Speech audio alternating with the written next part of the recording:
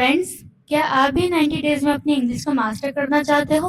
अगर हाँ, तो वीडियो का एंड तक ज़रूर देखना, क्योंकि आज मैं आपको 7 सिंपल फ्रेजेस सिखाऊंगी जो आपकी इंग्लिश को नेचुरल, कॉन्फिडेंट और फ्लुएंट बनाएंगे।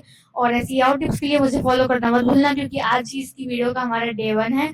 आगे इसी सीरीज में हम लोग 90 डेज को कंटिन्यू करेंगे ताकि आप इंग्लिश में फ्लुएंट हो सको। You are watching learn to set English. My name is Fatima. Let's get started. So learn common English phrases. Learn 7 common English phrases.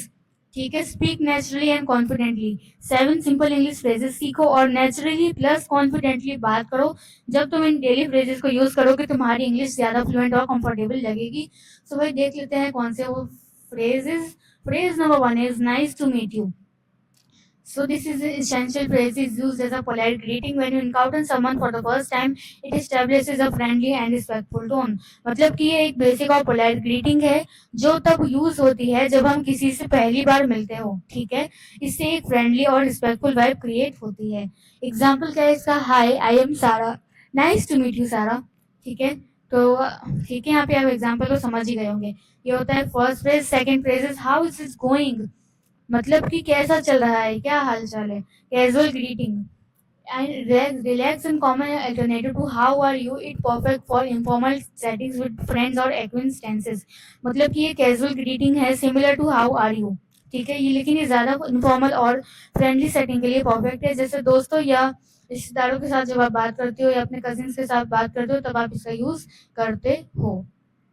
ठीक है, next is words like responses. एक second. Words like responses. You can reply with great, not bad, thanks।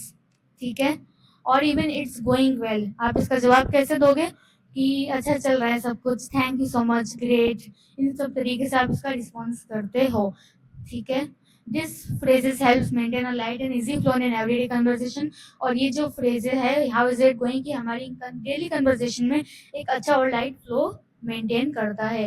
Next उस पे बढ़ जाते हैं। Next phrase है हमारा व्हाट डू यू डू। ठीक है, तुम क्या करते हो, इसका मतलब ये होता है so when you want to inquire about someone's profession और line of work, this is the go to phrase, is a natural conversation starter. मतलब कि जब तुम किसी से अपने प्रोफेशन या काम के बारे में पूछना चाहते हो तो ये सबसे नेचुरल और सिंपल फ्रेज है। यह एक अच्छा कन्वर्सेशन स्टार्टर भी है। एग्जाम्पल क्या है इसका? I am a teacher. ठीक है, मैं एक टीचर हूँ। और नेक्स्ट एग्जांपल है आई वर्क इन मार्केटिंग। मैं मार्केटिंग में काम करता हूँ या करती हूँ। ठीक है, ये होता है फ्रेज नंबर 3। आगे बढ़ जाते हैं फ्रेज नंबर 4 पे। फ्रेज नंबर 4 है चेक दिस आउट।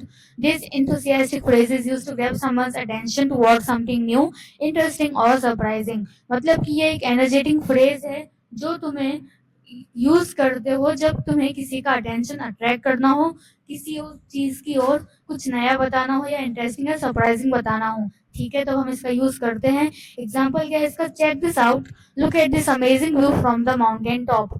ठीक है, वाह इतना मजेदार व्यू है, माउंटेन के टॉप से आ रहा है, इसको चेकआउट करते हैं, देखो इसको। ठीक है, ये होता है फ्रेज नंबर 4। आगे बढ़ जाते हैं। हाँ ये रहा phrase number 5 is that sounds good. A simple yet effective way to express agreement with a suggestion, plan or idea. It shows enthusiasm and willingness। क्या मतलब है इसका? ये सिंपल बट पावरफुल फ्रेज है जो तुम्हें यूज करना चाहिए जब कोई सजेशन, प्लान या आइडिया तुम्हें पसंद आए। ठीक है, दैट साउंड्स गुड। ऑलराइट, इससे तुम्हारी इंथुसियाज्म और विलिंगनेस शो होती है। एग्जाम्पल क्या है इसका? सजेशन क्या होता है किसी का? Let's meet at 5 PM। कोई आपसे कहता है चलो 5 बजे मिलते हैं, शाम के 5 बजे मिलते हैं। आप क्या करोगे? एग्रीमेंट करोगे, दैट साउंड्स गुड। हाँ चलो कोई बात नहीं, अच्छी बात है, मिलते हैं, दैट साउंड्स गुड। ठीक है, so this phrase keeps conversation positive and collaborative. Alright, आगे बढ़ जाते हैं फ्रेज नंबर 6 की ओर। Phrase number 6 is I am heading home. This polite and common phrase signals your departure from an event, gathering, or conversation. It's concise and understood universally. Example, it was a great chatting. I am heading home now। क्या मतलब वो? ये एक polite और common phrase है जो तुम तब यूज करते हो जब तुम्हें किसी गैदरिंग, इवेंट या कन्वर्सेशन से निकलना हो। ठीक है, इससे तुम्हारी बात क्लियर होती है और एग्जिट स्मूथ लगता है बिना रूड लगे। मतलब कि मान लो कि सब बात करें, बहुत सारे लोग खड़े हुए और आप ऐसे उठ के चले जाओगे तो वो तो अच्छा नहीं लगता ना। तो एक तरीका होता है पोलाइटली इसको कहने का, आई एम हेडिंग होम नाउ। ठीक है, ये होता है आपका phrase number 6 which is very important. Last but not the least phrase number 7, thanks for watching. ठीक है, A ubiquitous phrase used at the end of videos, presentations, or performances to express gratitude to the audience. Appreciation acknowledges your audience time and attention. Polite closing provides a clear and warm conclusion to your content.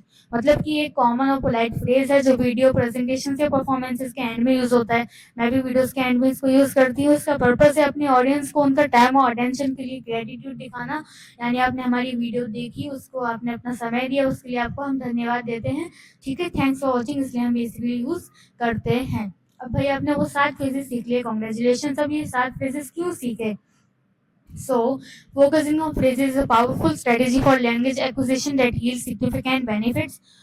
क्या मतलब है भाई, हमने इसको क्यों सीखे? सिर्फ words या ग्रामर पे फोकस करना एनफ नहीं होता है. ठीक है, आप सोच रहे हो कि मैं सिर्फ वर्ड सीख लूंगी या सिर्फ ग्रामर सीख लूंगा रोज से हो जाएगा, तो उससे कुछ नहीं होता. फ्रेजेस सीखना एक पावरफुल स्ट्रेटेजी है लैंग्वेज लर्निंग के लिए. आपको कोई इंग्लिश को अगर रटना है, सॉरी रटना तो नहीं है, समझना है, उसको पूरे अपने दिमाग में उतारना है, तो लैंग्वेज लर्निंग के लिए फ्रेजेस जो है वो बहुत ही ज़्यादा इंपॉर्टेंट है. ठीक है, सो इनके बेनिफिट्स क्या है? फर्स्ट पॉइंट है sound natural. So please phrases help you internalize native like speech patterns and idioms. मतलब कि native like speakers patterns और ideas internalize करने में तुम्हारी हेल्प करते हैं. Smoother conversation, they reduce hesitations, making your interaction more fluid and engaging. मतलब कि conversation smooth हो जाती है. ठीक है, हेसिटेशन कम होती है और तुम्हारा इंटरेक्शन ज्यादा फ्लूइड और एंगेजिंग लगता है. नेक्स्ट है सबसे ज्यादा इंपॉर्टेंट क्या है? Boost confidence. Knowing common phrases reduces anxiety and encourages more fluent speaking. मतलब कि क्योंकि जब तुम्हें कॉमन फ्रेजेस पता होते हैं तो एंजाइटी कम होती है और तुम ज्यादा फ्रिक्वेंटली इंग्लिश बोलने लगते हो. इसलिए भाई हमको फ्रेजेस भी सीखने हैं, सिर्फ वर्ड से काम नहीं चलेगा. So that's all for today. I hope आपको आज की इस वीडियो में बहुत मजा आया होगा. वीडियो पसंद आई हो तो लाइक कर देना, चैनल पर नए हो तो सब्सक्राइब कर देना, क्योंकि अभी तो सिर्फ शुरुआत हुई. सब डे 1 था, आगे ऐसे आने वाले 90 डेज में मैं आपको इंग्लिश का मास्टर बना के छोड़ूंगी. इसलिए make sure you subscribe me. I will see you all in my next video. Till then, take care and bye bye.